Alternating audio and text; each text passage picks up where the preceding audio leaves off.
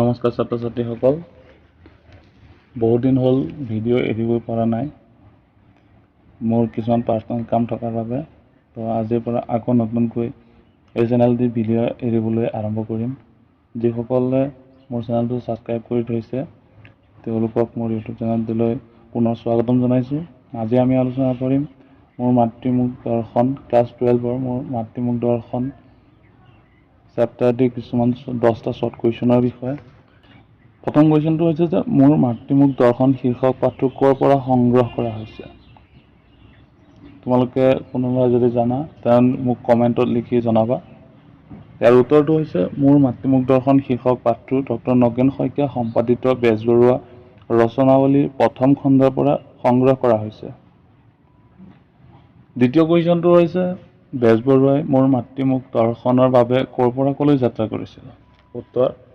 বেজবৰুৱাই মোৰ মাতৃমুখ দৰ্শনৰ বাবে উৰিষ্যাত সম্বলপুৰৰ পৰা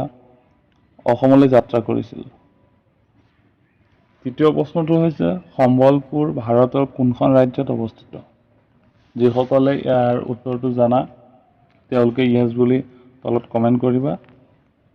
ইয়াৰ উত্তৰ হৈছে সম্বলপুৰ ভাৰতৰ উৰিষ্যাত ৰাজ্যত অৱস্থিত 4 নম্বৰ কুৱেশ্যনটো 1990 চনৰ 19 ছেপ্টেম্বৰত সম্বলপুৰৰ পৰা অসমলৈ যাত্ৰা কৰোঁতে বেজবৰুৱাৰ সংগী কোন আছিল 1930 চনত 19 ছেপ্টেম্বৰত সম্বলপুৰৰ পৰা অসমলৈ যাত্ৰা কৰোঁতে বেজবৰুৱাৰ সংগী আছিল পত্নী প্ৰজ্ঞা সুন্দৰী দেৱী আৰু সৰু জীয়েক আছিল 5 নম্বৰ কুৱেশ্যনটো হৈছে যে মোৰ মাতৃমুখ দৰ্শন কোন শ্ৰেণীৰ ৰচনা ইয়াৰ উত্তৰ হৈছে মোৰ মাতৃমুখ দৰ্শন আত্মজীৱন কথা অৰ্থাৎ আত্মজীৱনীমূলক আৰু ভ্ৰমণ কাহিনীমূলক শ্ৰেণীৰ ৰচনা লক্ষ্মীনাথ বেজবৰুৱাই কলকাতাৰ কোনখন উচ্চ শিক্ষা প্ৰতিষ্ঠানৰ পৰা বিএ ডিগ্ৰী লাভ কৰে উত্তৰ লক্ষ্মীনাথ বেজবৰুৱাই কলকাতা জেনেৰেল এছেম্বলি ইনষ্টিটিউচনৰ পৰা বিএ ডিগ্ৰী লাভ কৰে 7 নম্বৰ কুৱেশ্যনটো হ'ল যে লক্ষ্মীনাথ বেজবৰুৱা ৰচিত